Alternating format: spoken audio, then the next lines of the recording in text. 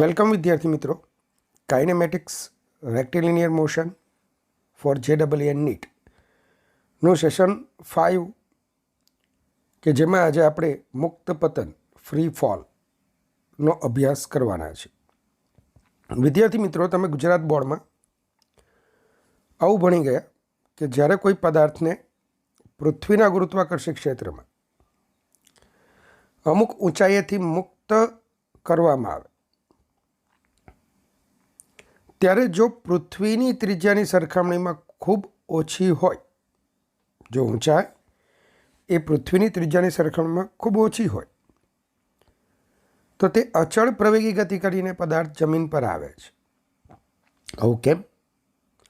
તો ગુરુત્વાકર્ષણ નામના ચેપ્ટરમાં આપણે જોઈશું. ગુરુત્વાકર્ષણમાં આપણે જોઈશું કે આપણી પૃથ્વી કે જેની ત્રિજ્યાને આપણે રેડિયસ ઓફ અર્થ આરી વડે દર્શાવી, તો પૃથ્વીની સપાટીથી ઊંચાઈ સાથે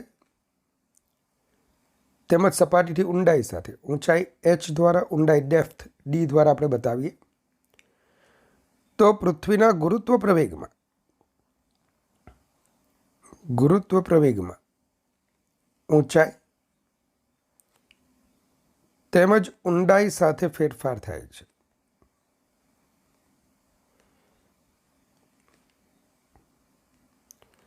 તમને ખબર છે કે પૃથ્વી દ્વારા કોઈ પણ પદાર્થ પર શું લાગે? બળ લાગે, જેને આપણે વજન બળ કહીએ છીએ. વજન બળના છેદમાં પદાર્થનું દળ, એને આપણે કહીએ છીએ ગુરુત્વ પ્રવેગ. જો પૃથ્વીની સપાટીથી પદાર્થની ઊંચાઈ ત્રિજ્યાની સરખામણીમાં ખૂબ ઓછી હોય તો આપણે જીને લગભગ 9.8 મીટર પર સેકન્ડ સ્ક્વેર જેટલો અચળ ગણી લઈએ છીએ. અને જ્યાં તમને માહિતીમાં સરળતા આપી હોય ગણતરીમાં, તો તમે જી બરાબર 10 મીટર પર સેકન્ડ સ્ક્વેર પણ લઈ શકો છો. ધ્યાન આપજો. તો આમ પદાર્થ પૃથ્વીના ગુરુત્વીય ક્ષેત્રમાં જ્યારે એની ઊંચાઈ ત્રિજ્યાની સરખામણીમાં ખૂબ ઓછી હોય તો તે અચળ પ્રવેગી ગતિ કરીને જમીન પર પાછો આવે છે. આવી ગતિને પદાર્થનું શું કહેવાય? મુક્ત પતન. વિદ્યાર્થી મિત્રો, અત્યારે આપણે હવાના અવરોધને અવગણવાના છે, પણ ત્યાર પછી જોઈશું કે જો હવાનો અવરોધ ગણીએ તો શું થાય. તો અહીં પૃથ્વીને લીધે પદાર્થમાં ઉદ્ભવતો ગુરુત્વ પ્રવેગ નાની ઊંચાઈ માટે લગભગ 9.8 મીટર પર સેકન્ડ સ્ક્વેર જેટલો લેવામાં આવે છે. આ મુક્ત પતન એ અચળ પ્રવેગી ગતિનો જ એક કિસ્સો છે. તો આવા મુક્ત પતન માટે આપણે એક કામ કરીએ. જે મુક્ત પતનનું બિંદુ છે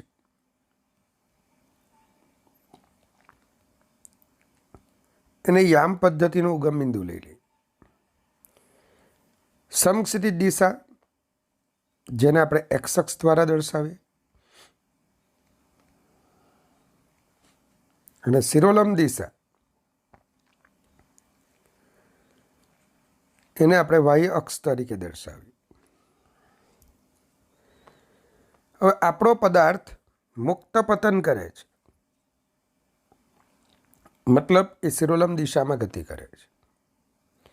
વધુ સારું બોલું તો શિરોલંબ અધો દિશામાં ગતિ કરે છે. શિરોલંબ અધો દિશામાં ગતિ કરે છે. અહીં શિરોલંબ દિશાને વાય અક્ષ તરીકે લેવામાં આવેલ છે, તેથી પદાર્થની ગતિ ઋણ વાય દિશામાં થશે આપણી યામ પદ્ધતિ પ્રમાણે. ગુરુત્વ પ્રવેગ અધો દિશામાં છે, ઋણ વાય દિશામાં છે, તો આપણે ઋણ વાય દિશામાંના પ્રવેગને ઋણ ગણીશું. A = -c = -9.8 metre per second square. હવે અચળ પ્રવેગી ગતિ છે, તો અચળ પ્રવેગી ગતિના જે સૂત્રો આપણે ભણી ગયા હતા, પહેલું v = v0 + at, બીજું d = v0t + ½ at², twice AD v square minus v naught square. D is equal to v plus v naught by 2 into t. એમાંનું પહેલું સમીકરણ મારે જાણવું છે કે આ પદાર્થ જ્યારે અમુક અંતર કાપે ત્યારે એનો વેગ કેટલો છે એ મારે જાણવું છે. અમુક સમય પછી એનો વેગ કેટલો છે. અમુક સમય પછી હોય તો v is equal to v naught plus a t સૂત્રમાં વી નોટ મુક્ત પતન છે. મુક્ત પતન માટે પ્રારંભિક વેગ શું થાય? 0. એ બરાબર માઇનસ સી. તો v is equal to minus 9.8 metre per second. આ જ રીતે કેટલું વાય દિશામાં અંતર કાપે? ટી સમયે વાય દિશામાં કાપેલું અંતર કેટલું અથવા એનું સ્થાનાંતર કેટલું? જો અંતર હશે તો આપણે ધન લઈશું. અત્યારે આપણે સ્થાનાંતર શોધીએ તો D is equal to v naught t plus half a t square પરથી ડી બરાબર વાય લઈ લો. તો y is equal to 0 plus half minus 9.8 t square. તો y is equal to minus 4.9 t square. પણ જો અંતર તે અંતર તો અંતર માટે આપણે ધન જ લખવું પડતે. ધ્યાન આપજો, આ સ્થાનાંતર છે તો દિશામાંનું સ્થાનાંતર આપણે ઋણ લીધું છે. Number 3 v square minus v naught square બરાબર 2AD પરથી v square is equal to 2 minus 9.8 into y. તો v square is equal to minus 19.6 into y metre square second raise to minus 2. હવે વિદ્યાર્થી મિત્રોમાં ખાસ ધ્યાન આપજો, વાય પોતે ઋણ છે અને વી સ્ક્વેર ઝડપનો વર્ગ કહેવાય. તો ઋણ ગુણ્યા ઋણ શું થાય? ધન. ઓટોમેટિકલી વીનું વર્ગમૂળ તમારું ધન જ આવશે. ચાલો મુક્ત પતનના આલેખો. સૌથી પહેલાં એ વિરુદ્ધ ટીનો આલેખ જોઈએ. પ્રવેગ વિરુદ્ધ સમયનો આલેખ. તમે જોઈ શકો છો કે કોઈ પણ સમયે ગુરુત્વ પ્રવેગ અધો દિશામાં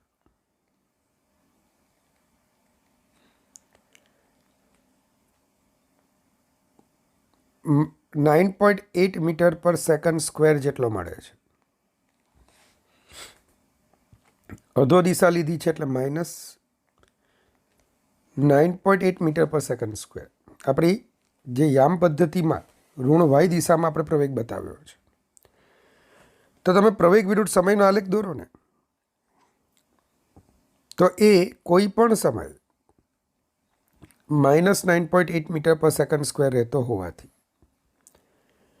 આ આલેખ સમક્ષિતિજ રેખા બનશે અને એના આટલા ઘેરાતા ભાગનું ક્ષેત્રફળ આપણને શું આપશે? તો આ ઘેરાતા ભાગનું ક્ષેત્રફળ વેગમાં થતો ફેરફાર આપણને બતાવશે. આ જ રીતે વી વિરુદ્ધ ટીનો આલેખ અચળ પ્રવેગી ગતિ આવી, વેગ વિરુદ્ધ સમયનો આલેખ સુરેખલા આવી.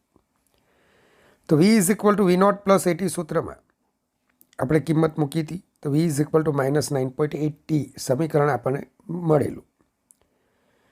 વિદ્યાર્થી મિત્રો, આ સમીકરણ વાય બરાબર mx પ્રકારનું છે. ત્યાં ચલ વાય અને એક્સ હતા, અહીંયા ચલ વી અને ટી છે.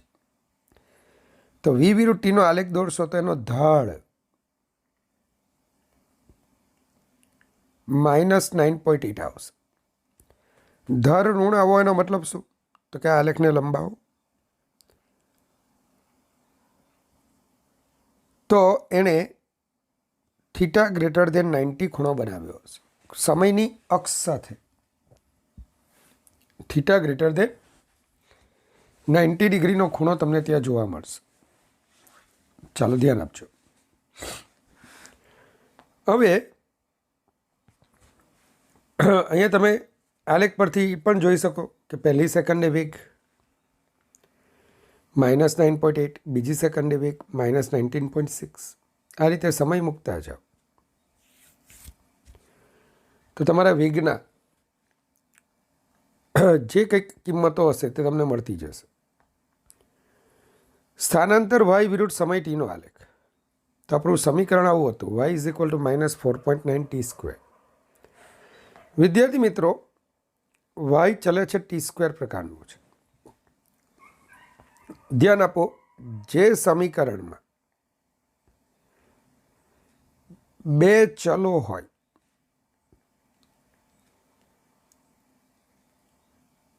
અને એક ચલની મહત્તમ ઘાત 1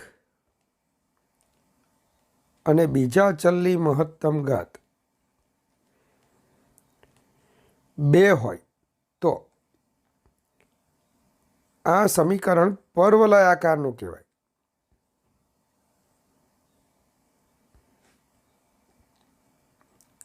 આ સમીકરણ કેવો આકાર દર્શાવે છે? પરવલય આકાર, જે પરવલયનું સમીકરણ છે. આપણે સમતલમાં ગતિ વખતે આ બધા જ આલેખોને એક વખત પાછા રિપીટ કરીશું. તો ધ્યાન આપજો, પરવલયનો આલેખ આ રીતે હોય, વક્ર સ્વરૂપ હોય, જેના પોઈન્ટ્સ તમે આરામથી મેળવી શકો. ટી બરાબર 1 લો, y ઇઝ ઇક્વલ ટુ 4.9 2 લો, 19.6. તો આ રીતે તમને પરવલયાકાર મળશે. ચાલો, આ આલેખોને યાદ રાખવાના છે. તમારા નીટ JEEમાં આલેખો બહુ મહત્ત્વના હોય છે. h ઊંચાઈથી ખૂબ મહત્ત્વના ટોપિક તરફ જે છે. h ઊંચાઈથી મુક્ત પતન પામતા પદાર્થ માટે જ્યારે જમીન પર પહોંચે ત્યારે તેની ઝડપ કેટલી? શબ્દ સાંભળજો, ઝડપ છે. જમીન પર પહોંચતા લાગતો સમય કેટલો? તો આ બે બાબતોને તમારે કમ્પ્લીટલી સૂત્રોને મોઢે કરવાના છે, કે જેથી MCQ કરતી વખતે તમારો ટાઈમ ન બગડે, સમીકરણોમાં ટાઈમ ન બગડે. સૌથી પહેલાં તમારું મુક્ત પતન હોવાથી V naught is equal to 0. પ્રવેગ અધો દિશામાં છે. h અંતર કાપીને પદાર્થ નીચે પડે છે. તો h અંતર કાપ્યા પછી એની ઝડપ કેટલી? આ માટે લાગતો સમય કેટલો? બંને આપણે ગણવાના છે. વિદ્યાર્થી મિત્રો, સંજ્ઞા પદ્ધતિ આપણા બાપની છે. અગાઉ મેં કીધું કે ભાઈ મુક્ત પતનના બિંદુને મેં ઉગમ બિંદુ લીધું, તો અધો દિશા એને ઋણ y દિશા તરીકે ગણાય. અધો દિશામાંનું સ્થાનાંતર ઋણ, વેગ ઋણ, પ્રવેગ ઋણ. પણ હમણાં મારી મરજી, સંજ્ઞા પદ્ધતિ આપણા બાપની છે. હું શું કરીશ? પૂછ્યું, ઓ ભાઈ પદાર્થ, તું અધો દિશામાં પડે છે, સરસ, તારો સ્થાનાંતર ઋણ, તારો પ્રવેગ ઋણ, તારો વેગ પણ ઋણ, પણ મારે તો બધું તને ધન જ ગણવું છે, તો ચાલશે? હા, ચાલશે. તો અહીં વેગ, સ્થાનાંતર અને પ્રવેગ બધા જ અધો દિશામાં હોવાથી સરળતા ખાતર આપણે તેમને શું લઈ લીધા? ધન. તો V નોટ બરાબર 0, A બરાબર G, V શોધવાનું છે. કાપેલું અંતર D બરાબર H. હવે ટ્વાઇસે D બરાબર V square minus V naught square પરથી 2GH V સ્ક્વેર માઇનસ 0.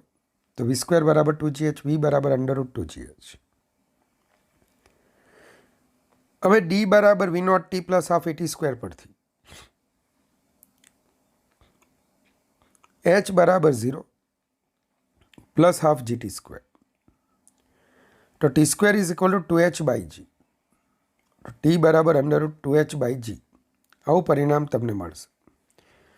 તો આજ પછી તમે આટલું યાદ રાખો, જ્યારે કોઈ પદાર્થ મુક્ત પતન કરે ને અને ધારો કે h અંતર કાપે,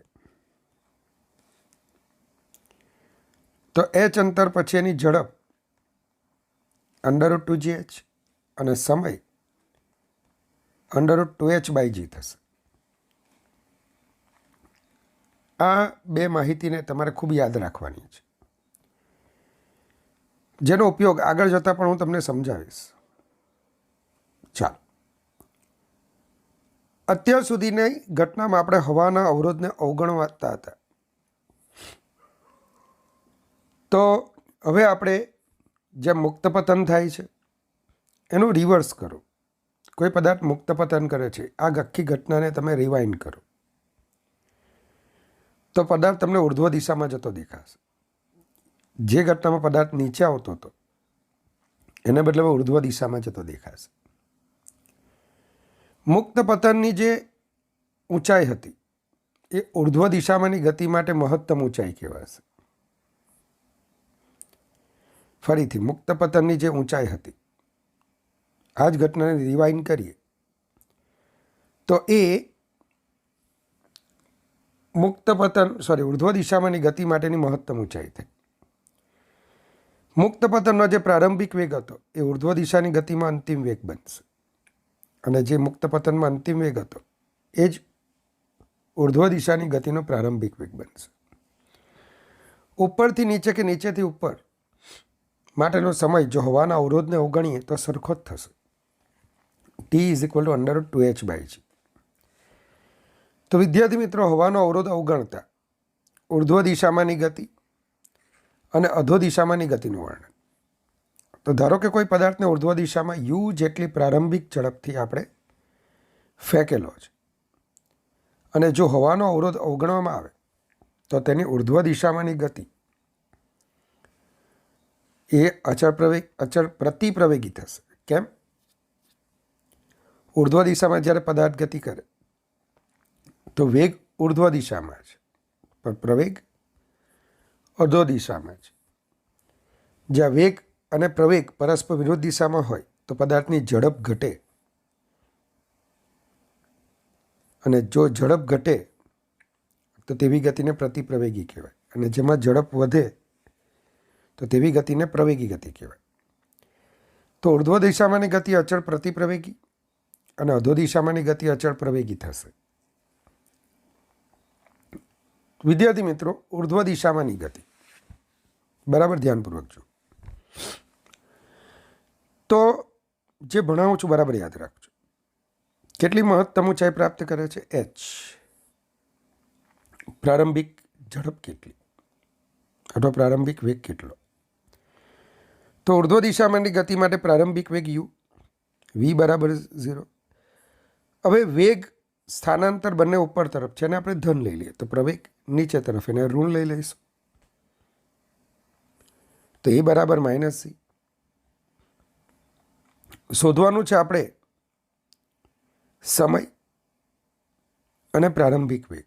તો ચાલો v² - v02 બરાબર 2ad પરથી અંતિમ વેગ 0 થાય છે, મહત્તમ ઊંચાઈ -u² to -g × h, તો u બરાબર √2gh. સરસ.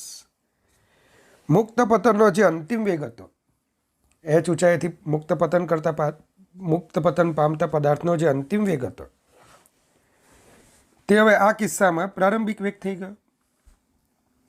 સમયની વાત કરી લઈએ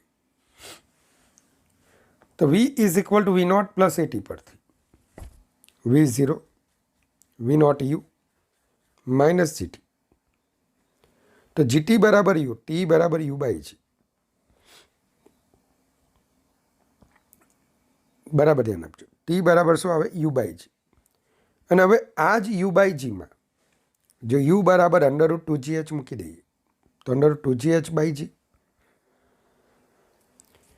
માટે √2gh/g², તો t બરાબર √2h/g. આ પણ સેમ જ આવ્યું. જ્યારે મુક્ત પતન કરે પદાર્થ તો જ્યારે તળિયે આવે, જમીન પર આવે, h અંતર કાપે ત્યારે એ માટેનો સમય √2h/g હતો. તો આથી આપણે હવે શું વિચારીશું? ઘણા દાખલાઓમાં તમને પદાર્થને ઉર્ધ્વ દિશામાં ફેંકવાનો કહેશે અને h મહત્તમ ઊંચાઈ પ્રાપ્ત કરશે. તો હું ઘણી વખત શું કરીશ ખબર? પદાર્થને ઉર્ધ્વ દિશામાં ફેંકવાની જે ઘટના છે એને ઊંધી વિચારીશ, એનું મુક્ત પતન ગણી લઈશ. જે ઉર્ધ્વ દિશાનો પ્રારંભિક વેગ હશે એ મુક્ત પતનનો અંતિમ વેગ થશે. જે મહત્તમ ઊંચાઈ પ્રાપ્ત કરવા માટે લાગતો સમય હશે u/g, એને જ હું √2h/g પર લખી શકીશ. બીજું, હવાનો અવરોધ અવગણીએ ને તો ભાઈઓ બહેનો, જેટલા સમયમાં પદાર્થ ઉપર જાય એટલા સમયમાં પદાર્થ નીચે પણ આવશે. મતલબ કે એક છોકરો એક દડાને ઉર્ધ્વ દિશામાં ફેંકે છે, 8 સેકન્ડ બાદ દડો એના હાથમાં આવે છે, તો એણે મહત્તમ ઊંચાઈ પ્રાપ્ત કરવા માટે લાગતો સમય 4 સેકન્ડ, અને ત્યાંથી પાછું જમીન પર આવતા લાગતો સમય પણ 4 સેકન્ડ જ થશે. પણ ક્યારે? જ્યારે તમે હવાનો અવરોધ અવગણો ત્યારે. હવે આમ જો હવાનો અવરોધ અવગણવામાં આવે તો આ પદાર્થ જેટલા સમયમાં ઉર્ધ્વ દિશામાં ગતિ કરે તેટલા જ સમયમાં તે જમીન પર પાછો આવે છે. આમ જ્યારે પદાર્થને ઉર્ધ્વ દિશામાં ફેંકવામાં આવે અને હવાના અવરોધને અવગણવામાં આવે તો તેના મહત્તમ ઊંચાઈવાળા બિંદુ સિવાયના દરેક બિંદુએથી તે 2 વખત પસાર થાય છે. આ બંને વખતે તેના વેગ પરસ્પર વિરુદ્ધ દિશામાં હોય છે, પરંતુ ઝડપ કેવી હોય છે? સમાન. તો તમે જોયું કે જ્યારે પદાર્થને તમે ઉર્ધ્વ દિશામાં ફેંકો તો એ મહત્તમ ઊંચાઈવાળા બિંદુએ ફક્ત 1 વખત પહોંચે. રિટર્ન જર્નીમાં જ્યારે નીચે આવતો હોય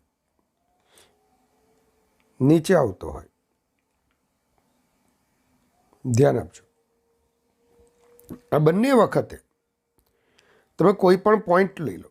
ધારો કે આ ઊંચાઈ લીધી, આ ઊંચાઈ જતી વખતે વેગ ઉપર હતો, આવતી વખતે વેગ નીચે હતો.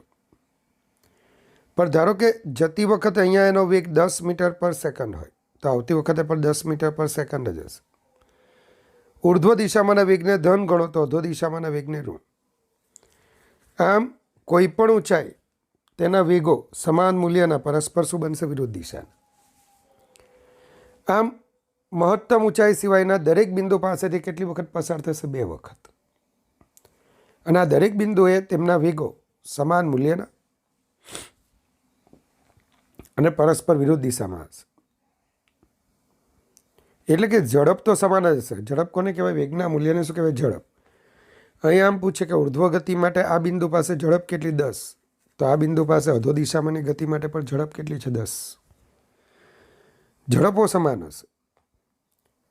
ચાલો, એક પદાર્થને પૃથ્વીની સપાટી પરથી અમુક વેગ સાથે ઉર્ધ્વ દિશામાં ફેંકવામાં આવે છે, તો તેની આ ગતિ માટે વેગ વિરુદ્ધ સમયનો આલેખ દોરો અને ઝડપ વિરુદ્ધ સમયનો આલેખ દોરો. JEEમાં કે નીટમાં, ખાસ કરીને JEEમાં ઘણી વખત પૂછાયેલો આલેખ. તમે બરાબર જોજો. વેગ વિરુદ્ધ સમયનો આલેખ. તો જ્યારે પદાર્થને ઉર્ધ્વ દિશામાં ફેંકો તો પ્રારંભમાં કંઈક ઝડપથી ફેંકાયો હશે. બીજું, આખી ગતિ અચળ પ્રવેગી ગતિ છે, તો વેગ વિરુદ્ધ સમયનો આલેખ કેવો હશે? સુરેખ. આલેખો દોરીએ છીએ ત્યારે ઉર્ધ્વ દિશામાંના વેગને ધન, તો પ્રવેગ તો અધો દિશામાં છે, પ્રવેગ ઋણ હોવો જોઈએ. મતલબ કે વેગ વિરુદ્ધ સમયનો આલેખનો ઢાળ ઋણ હોવો જોઈએ. મતલબ કે વેગ વિરુદ્ધ સમયની આલેખ સુરેખા અને સમયની અક્ષ સાથે 90 કરતાં મોટો ખૂણો બનાવતી હોવી જોઈએ. ચાલો, હવે બરાબર આલેખને જોજો. શૂન્ય સમય પદાર્થ ક્યાં? તો જમીન પર. કેટલી ઝડપથી આપણે ઉર્ધ્વ દિશામાં ફેંકેલો હતો? v0. જેમ જેમ જેમ જેમ પદાર્થ ઉપર જાય તેમ તેની ઝડપ ઘટતી જાય છે, એટલે કે વેગનું મૂલ્ય ઘટતું જાય છે. તો ચેક કરો, સમય વધવા સાથે વેગનું મૂલ્ય ઘટે છે. એક સમયે વેગ શૂન્ય થાય છે. કયા સમયે? v0/g અથવા √2h/g. આ સમયે વેગ શૂન્ય થાય છે. આ વખતે પદાર્થ એની મહત્તમ ઊંચાઈ પ્રાપ્ત કરી હશે. આખી ઘટના દરમિયાન તમે ચેક કરો, વેગ ધન છે પણ પ્રવેગ ઋણ છે, તો અચળ પ્રતિપ્રવેગી ગતિ છે, ઝડપ ઘટી જાય છે. પણ જ્યારે પદાર્થ ફરી પાછો નીચે આવે તેના વેગ અને પ્રવેગ એક જ દિશામાં છે. આપણે ઉર્ધ્વ દિશામાંના વેગને ધન ગણ્યો છે, તો અધો દિશામાંના વેગને શું ગણાશે? ઋણ. પ્રવેગ ઓલરેડી ઋણ છે. વેગ ઋણ, પ્રવેગ અને પ્રવેગ એક જ દિશામાં, તો અધો દિશામાંની ગતિ પ્રવેગી ગતિ થશે, અચળ પ્રવેગી. તો તમે જુઓ, હવે વેગ ઋણ થાય છે. આલેખમાં જુઓ, સાથે સાથે પ્રવેગ તો ઋણ જ છે, તો વેગ ઋણ, પ્રવેગ ઋણ. આમ પદાર્થની ઝડપ વધે છે અને પદાર્થ અચળ પ્રવેગી ગતિ કરે છે. વિદ્યાર્થી મિત્રો, આ દરમિયાન તમે જોયું હોય તો વેગ વિરુદ્ધ સમયનો આલેખનું સમયની અક્ષ સાથે ઘેરાતા ભાગનું ક્ષેત્રફળ સ્થાનાંતર આપે. જેટલું ઉર્ધ્વ દિશામાં સ્થાનાંતર, જેને આપણે ધન ગણીએ છીએ, સમયની અક્ષની ઉપરના ભાગનું ક્ષેત્રફળ ધન, તો નીચેના ભાગનું જે ક્ષેત્રફળ છે, જે સ્થાનાંતર દર્શાવે છે, તેને આપણે ઋણ ગણીશું. તો કુલ સ્થાનાંતર શું થવાનું? તો આવશે, જવાબ છે 0. પણ સમગ્ર ગતિ દરમિયાન કાપેલું કુલ અંતર હોય તો બંને આલેખોના ક્ષેત્રફળનો આપણે ફક્ત સરવાળો કરવાનો, જે કાપેલું કુલ અંતર આપે. આ કિસ્સામાં કાપેલું કુલ અંતર 2h થશે. ઉર્ધ્વ દિશામાં h અંતર, અધો દિશામાં h અંતર. ચાલો, બીજું, સમગ્ર ગતિ દરમિયાન પદાર્થનો સરેરાશ વેગ 0 થશે. કેમ? સરેરાશ વેગ સ્થાનાંતરના છેદમાં સમયગાળો. તો સરેરાશ વેગ શું થશે? 0. પણ સરેરાશ ઝડપ 0 નહીં થાય. સરેરાશ ઝડપ કાપેલું કુલ અંતર છેદમાં કુલ સમયગાળો. ચાલો, તો 2 કટ થશે, h/t. t બરાબર √2h/g લખી શકો. ચલો, જીના અંશમાં મૂકી દો.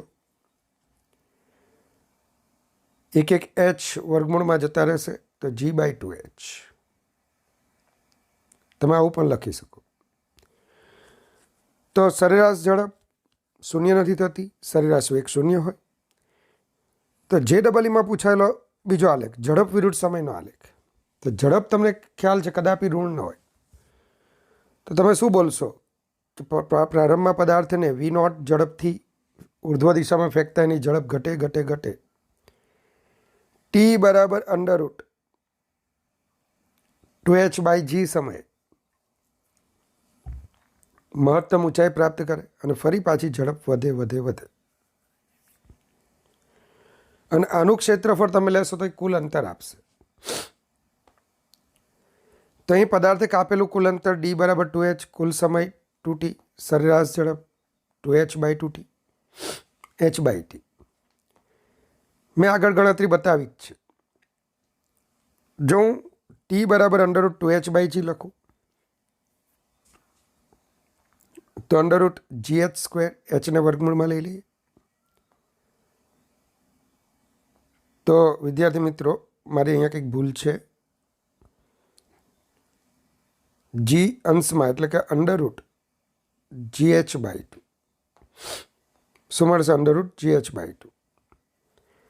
અને જો t બરાબર u/g લઈ લો તો gh/u. તો આ રીતે તમે સરેરાશ ઝડપ, જે નીટમાં પૂછાયેલો હતો ક્વેશ્ચન, એના જવાબ લાવી શકો. મોસ્ટ ઇમ્પોર્ટન્ટ કે જો હવાના અવરોધને ગણીએ તો શું થાય? જો હવાના અવરોધને ગણીએ તો ઉર્ધ્વ દિશામાંની ગતિ અને અધો દિશામાંની ગતિ કેવી હશે તે આપણે જોઈએ. પહેલાં મને એ કહી દો, હવાના અવરોધને ગણીએ તો પદાર્થને ઉપર જતાં વધારે સમય લાગે કે નીચે આવતા વધારે સમય લાગે? ઉપર જતાં વધારે સમય લાગે કે નીચે આવતા વધારે સમય લાગે? મનમાં તમારા જવાબને અથવા કોઈ પેજ પર લખી દો અને પછી આપણે એનું સત્ય જોઈએ. મોટાભાગના વિદ્યાર્થી એમ કહેશે નીચે આવતા ઓછો સમય લાગે. ઉપર જતાં વધારે સમય લાગે. તો જોઈએ, તમને ખબર છે કે જ્યારે તમે મુસાફરી કરતા હો, તમારી આ ગતિની દિશા હોય, તો હવાનું અવરોધક બળ હંમેશા ગતિની વિરુદ્ધ દિશામાં લાગે.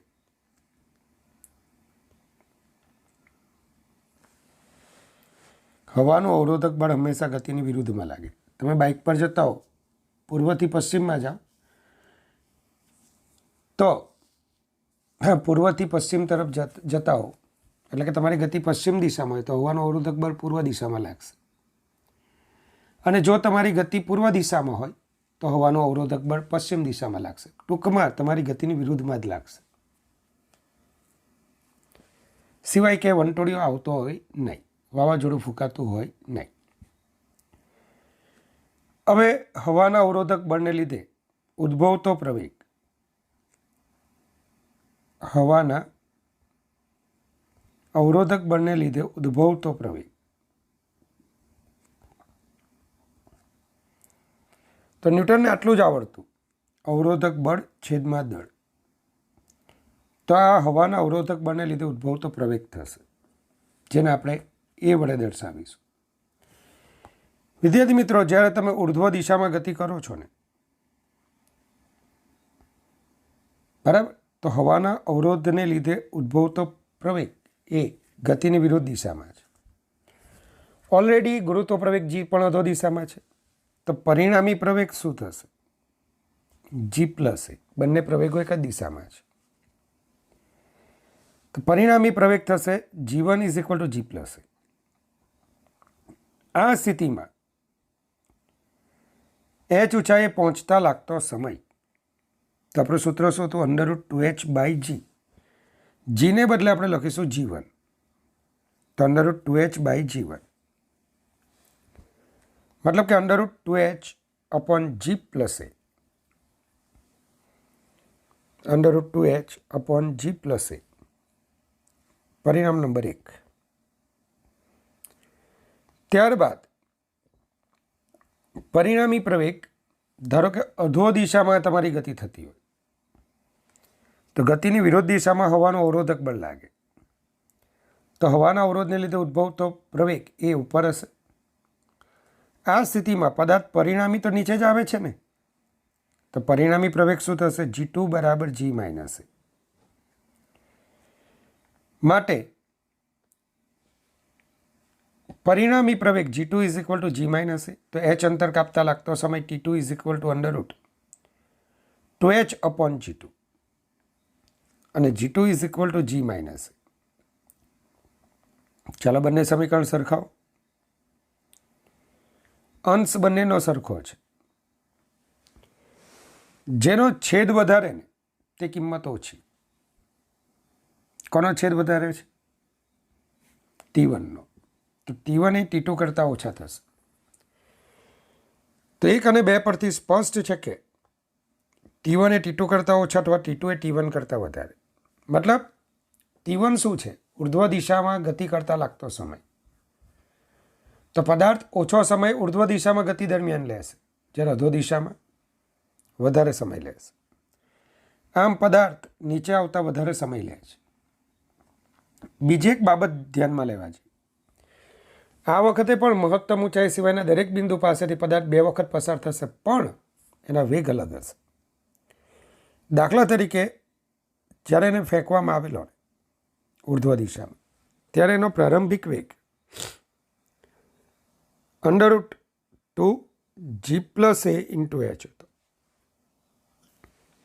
જ્યારે એ નીચે આવે છે ત્યારે એનો અંતિમ વેગ 2√g માઇનસ એ ઇન્ટુ h થશે. કયો વેગ વધારે હતો? ઉપર ફેંકતી વખતનો વેગ વધારે, નીચે આવે ત્યારે એનો વેગ ઘટી જશે.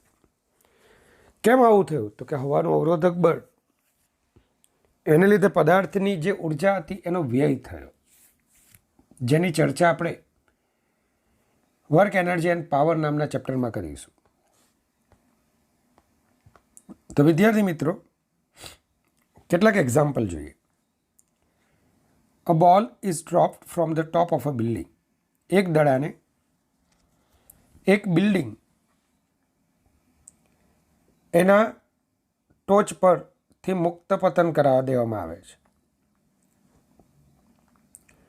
The ball takes 0.5 second to fall past the 3 meter length of a window, some distance from the top of the building. આ દડાને ઊંચાઈથી અમુક અંતર આવેલી, બિલ્ડિંગના ટોચથી અમુક અંતર આવેલી 3 મીટર લંબાઈની એક બારીને પસાર કરતા લાગતો સમય 0.5 સેકન્ડ છે. If the velocities of the ball at the top and the bottom of the windows are Vt and Vb. જો આ બારીની ટોચ પર પદાર્થનો વેગ Vt અને બારીના તળિયે એનો વેગ Vb હોય તો નીચેનામાંથી શું સાચું છે? G10 લેવાના કીધા છે. વિદ્યાર્થી મિત્રો, આ આપણી બિલ્ડિંગ છે. અહીંયા એક બારી છે 3 મીટર જેની લંબાઈ છે. દડો મુક્ત પતન કરે અને બારીની ટોચ પાસે આવે ત્યારે એનો વેગ Vt છે અને બારીના તળિયે પહોંચે ત્યારે એનો વેગ Vb છે. અને આટલું અંતર કાપતા એને લાગતો સમય 0.5 સેકન્ડ છે. તો હવે આપણે જે સમીકરણ છે તેમાં જોવાનું છે. તેમાંથી 2 ઓપ્શન તો તમારા તરત નીકળી જશે, સી અને ડી. કેમ? 2 વેગોના ગુણાકારનો એકમ metre square second raise to -2 થાય. તો આ તો ખોટું જ છે. 2 વેગોના ભાગાકાર એકમ રહિત હોય, આ પણ ખોટું છે. તો હવે તમારી પાસે 2 ઓપ્શન છે, ક્યાં તો Vt પ્લસ Vb કે Vt માઇનસ Vb. તરત મગજમાં આવશે કે આવું જો હોત Vt square minus Vb square, તો Vt minus Vb, Vt plus Vb આવું કંઈક લાવી શકું. બોલો, તો આપણે શું વિચારીએ? પહેલી રીતમાં આપણે આ જ લઈએ કે પદાર્થ એનો અંતિમ વેગ અહીંયા આટલું જ આપણે લઈએ. આ એની પ્રારંભિક ઇનિશિયલ અને આપણે અંતિમ લઈ લઈએ. બરાબર જોજો. હવે v square minus v naught square બરાબર 2AD. બધું અધો દિશામાં છે, ધન લઈ લઈશું. સંજ્ઞા પદ્ધતિ આપણા બાપની છે. તો અંતિમનો વર્ગ VB square minus VT square is equal to 2GH 3 metre છે. તો VB minus VT, VB plus VT 6 into G10 લેવાના કીધા, તો ઇઝ ઇક્વલ ટુ 60. હવે આપણે એક કામ કરીએ, V is equal to V naught plus 80 અને એમાં ટોચથી શરૂ થતી ગતિ માટે ટોચથી જ્યારે ગતિ શરૂ થાય ત્યારે પ્રારંભિક વેગ 0 હતો પ્લસ GT, તો V is equal two 10T થાય. કામ થઈ ગયું આપણું. તો VB કેટલા થશે? બોલો. તો VB is equal two 10TB તથા VT is equal two 10TT થશે.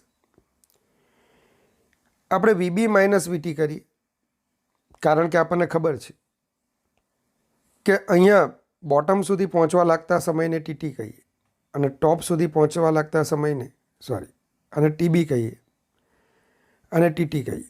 તો TB માઇનસ TT કરશો ને,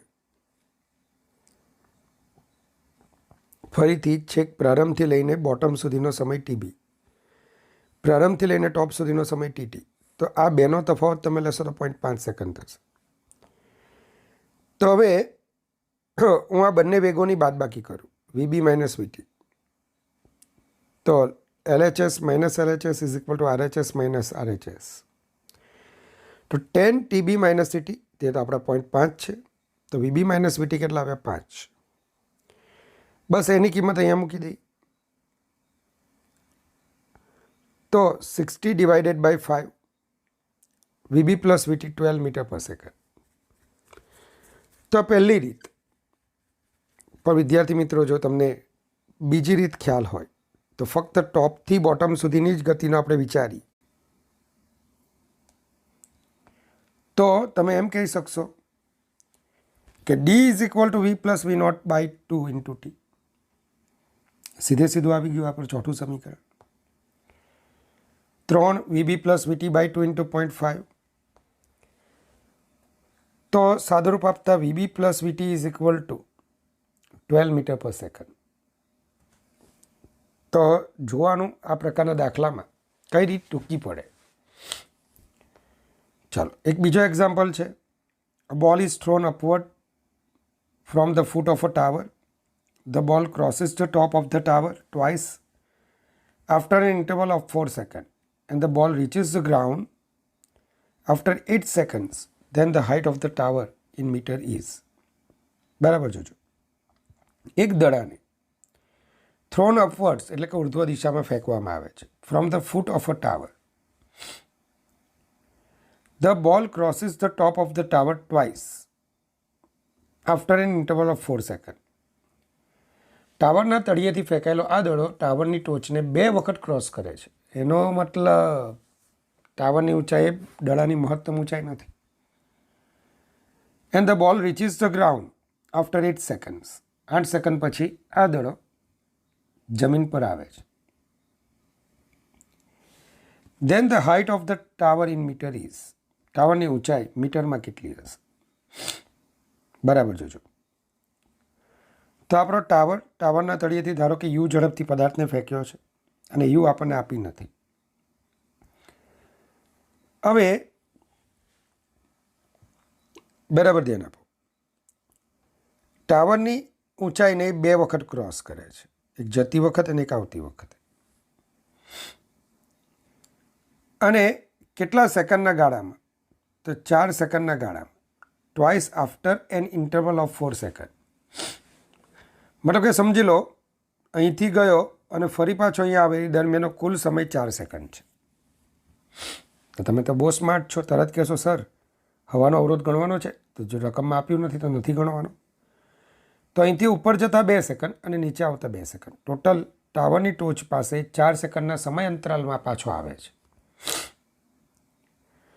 તો ચાલો આટલું 2 સેકન્ડ, આ પણ 2 સેકન્ડ, ટોટલ 4 સેકન્ડ થઈ ગઈ. બીજું ટોટલ 8 સેકન્ડ એની ગતિનો કુલ સમય છે. એનો મતલબ ઉપર જતાં 4 સેકન્ડ અને નીચે આવતા 4 સેકન્ડ.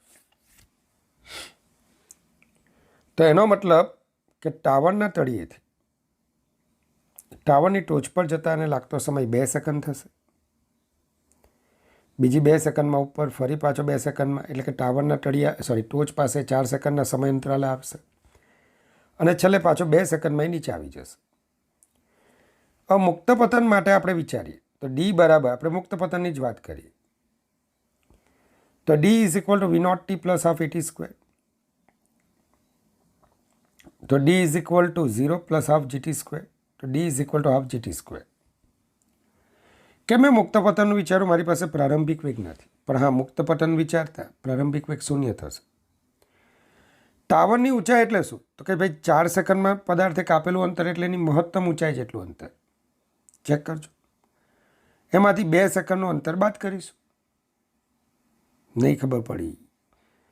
અહીંથી અહીંયા નીચે જમીન પર આવતા લાગતો સમય કેટલો? 4 સેકન્ડ. અને ટાવરની ટોચને મળતા લાગતો સમય કેટલો? 2 સેકન્ડ.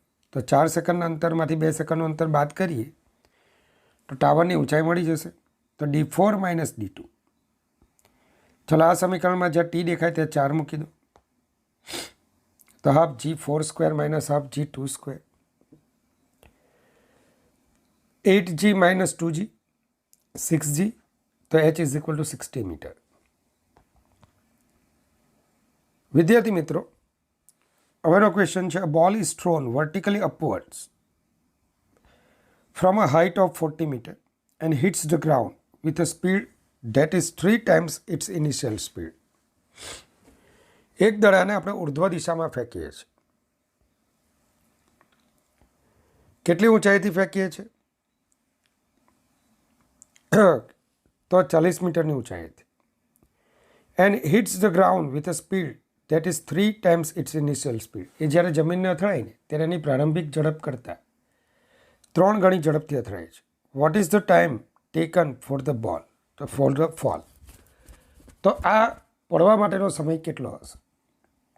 કેટલા સમય સુધી હવામાં રહ્યો હશે એમ પણ ચાલે. ચાલો તો બરાબર જોજો.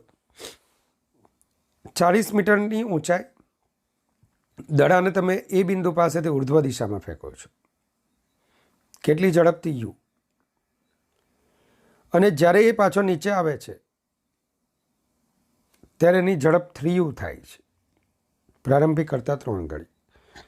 આખી ઘટના વિચારે તો દડો એ થી બી પર જશે કે જ્યાં એનો વેગ 0 થશે,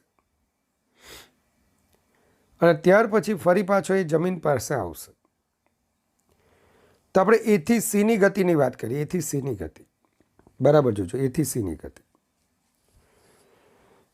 ચાલો, સ્થાનાંતર નીચે, સરસ. અંતિમ વેગ નીચે, સરસ. પ્રારંભિક વેગ ઉપર, અરે બાપરે. સંજ્ઞા પદ્ધતિ આપણા બાપની, મેજોરિટી જોઈએ. સ્થાનાંતર નીચે, પ્રવેગ નીચે, પ્રારંભિક વેગ ઉપર, અંતિમ વેગ પણ નીચે. તો એક કામ કરીએ, અધો દિશાનું બધું ધન ગણી લઈએ અને ઉર્ધ્વ દિશાને ઋણ ગણીએ. તો પ્રારંભિક વેગને -u લઈ લીધા, અંતિમ વેગ +3u, એ બરાબર +g, ડિસ્પ્લેસમેન્ટ 40. તો 2ad બરાબર v² - v0².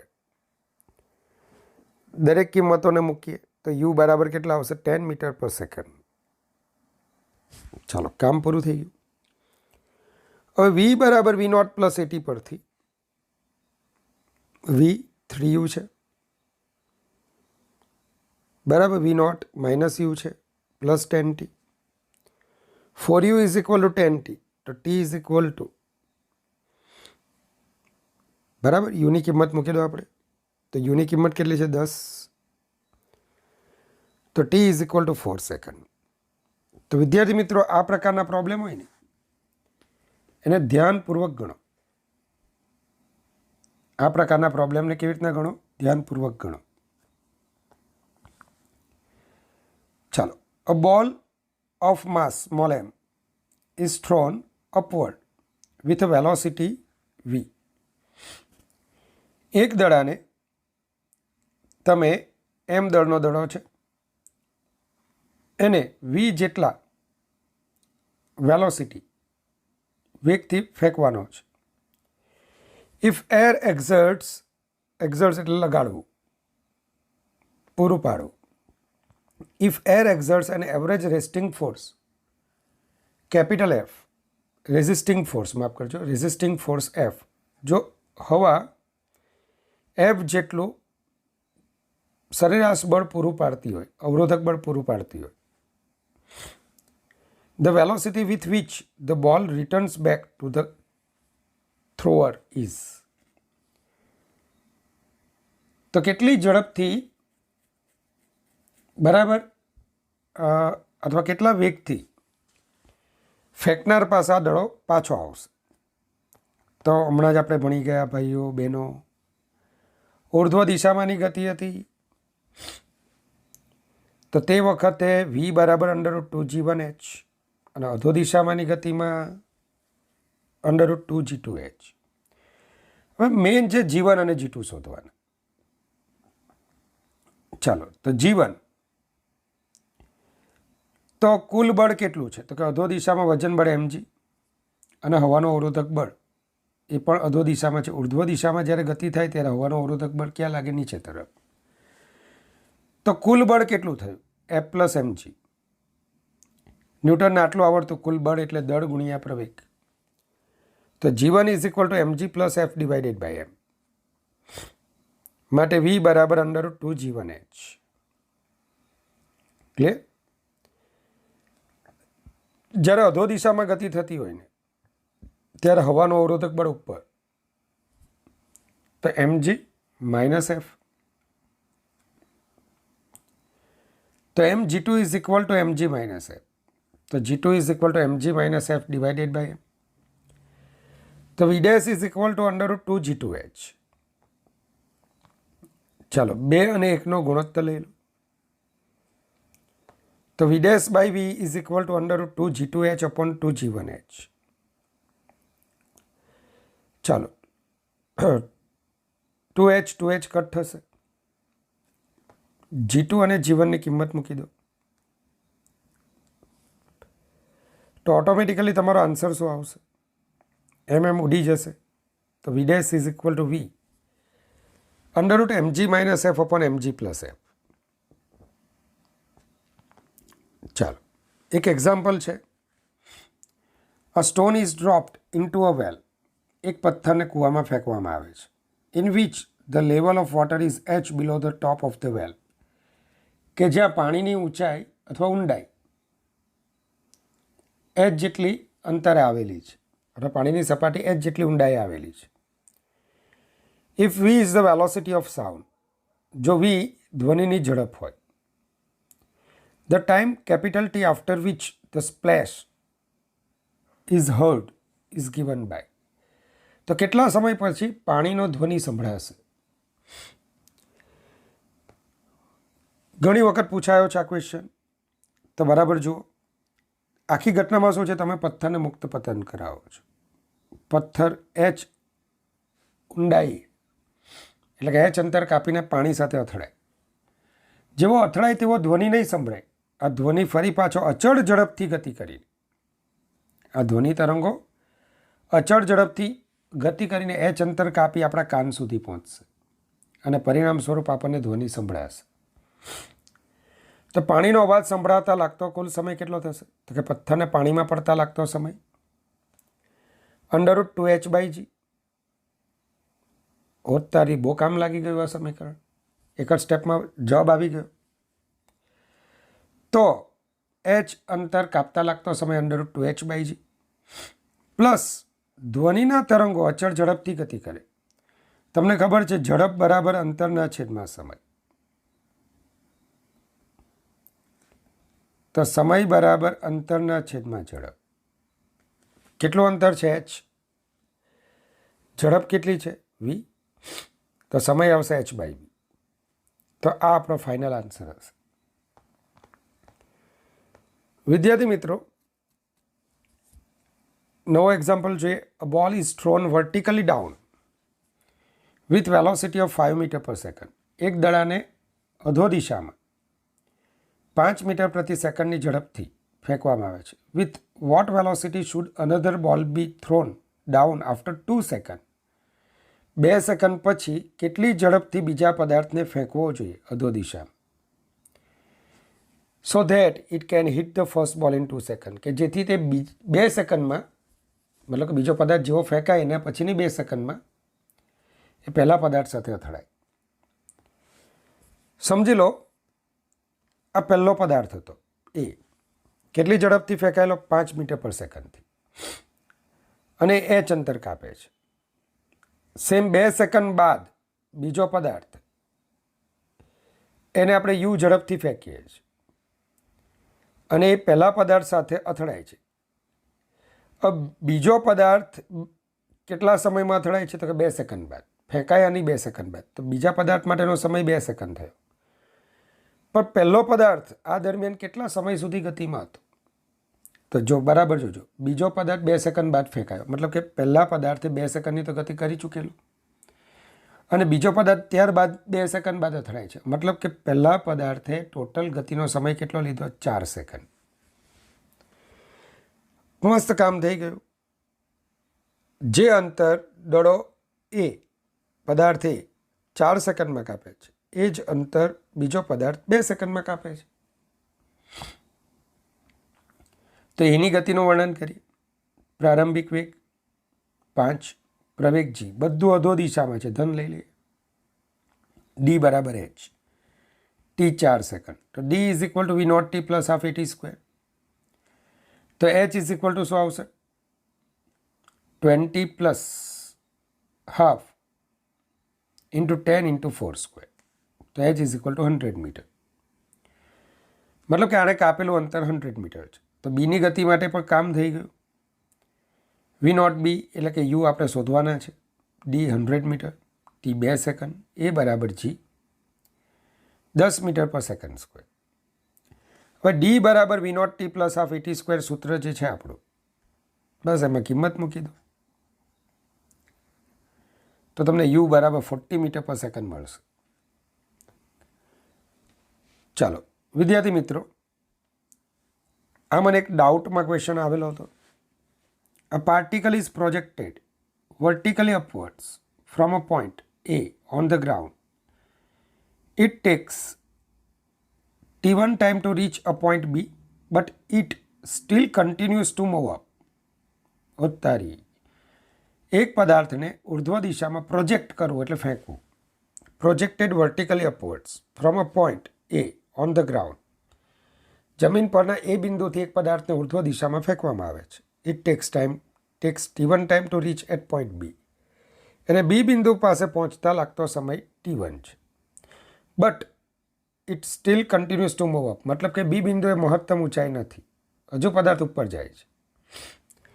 If it takes further t2 time to reach the ground from point B. હવે આ બિંદુ પાસેથી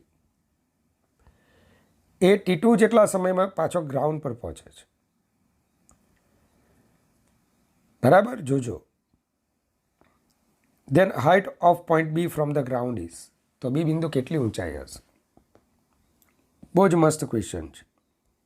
બરાબર, જો જમીન પરનું એ બિંદુ, ત્યાંથી બી બિંદુ, ધારો કે ઊંચાઈ આવેલું છે. t1 સમયમાં એથી બી પર પદાર્થ પહોંચે છે. અને હવે પદાર્થ બીથી સી પર જશે અને સીથી ફરી પાછો ક્યાં આવશે? સીથી ફરી પાછો ક્યાં આવશે? જમીન પર. આ જે આખો સમયગાળો છે ને, બીથી સી અને સીથી એનો સમય એ t2 છે. તો એથી બીનો સમય t1, બીથી સી અને સીથી એનો સમય t2 છે. હવે તમને તો મને તો એટલું ખબર કે મહત્તમ ઊંચાઈ એટલે કે એથી સીનું જો મારે સમય જોઈતો હોય તો t is equal to u by g અથવા √2h મેક્સિમમ બાય જી. તો આપણે યુ બાય જી લઈ લઈએ, ચાલે કે નહીં? એથી સીનો સમય યુ બાય જી, સીથી એનો સમય યુ બાય જી, હવાનો અવરોધ તો છે નહીં. તો એથી સી અને સીથી એનો કુલ સમય 2u બાય જી થશે. અરે પણ આ સમય એટલે t1 plus t2, t1 plus t2. બરાબર, જોજો. તો ગતિનો કુલ સમય t1 પ્લસ t2 આપ્યો છે. અરે પણ કુલ સમય તો 2u બાય જી છે. તો u બરાબર t1 plus t2 by into g by 2. સરસ, u મળી ગયો. બીજું ઓપ્શન તમે જોજો, યુ સિવાયનો છે એટલે આપણે યુ શોધી કાઢ્યો. બસ હવે એથી બીની ગતિનું વર્ણન કરી નાખો. ડી બરાબર એચ આપ્યું છે, જે શોધવાનું છે. પ્રારંભિક વેગ વી નોટ યુ છે. અચ્છા, વેગ ઉપર, પ્રવેગ નીચે, પ્રવેગને ઋણ લઈ લો. સમય ટી બરાબર t1 છે. તો ડી બરાબર v naught t plus half a t square પરથી h is equal to u t1 minus half g t1 square. બસ યુની કિંમત જે આવી તે મૂકી દો. તમે જોઈ શકો બંનેમાં gt1 by 2 gt1 by 2 common છે. તો શું બાકી રહેશે? t1 plus t2 minus t1 plus t2 minus t1. તો h is equal to gt1 t2 by 2. તો વિદ્યાર્થી મિત્રો, આની સાથે આજનું આપણું આ સેશન કમ્પ્લીટ થાય છે. નેક્સ્ટ સેશન આપણું રિલેટિવ મોશનનું હશે, ખૂબ અગત્યનું છે. તો આશા રાખું આ બધી જ નોંધ તમે તમારી નોટબુકમાં કરશો. કોઈક પ્રોબ્લેમ હોય તો તમે મને ફોન પર કરી શકશો. કંઈ ભૂલચૂક થઈ ગઈ હોય તો માફ કરજો. અને આ ચેનલને સબસ્ક્રાઈબ કરજો, લાઈક કરજો અને જે જરૂરિયાતમંદ વિદ્યાર્થીઓ છે એના સુધી મારું આ કાર્ય પહોંચાડજો, મતલબ કે શેર કરજો. ભગવાન તમારા કારકિર્દી માટે ખૂબ સારા આશીર્વાદ આપે. Goodbye. Take care. God bless you infinitely, all my students.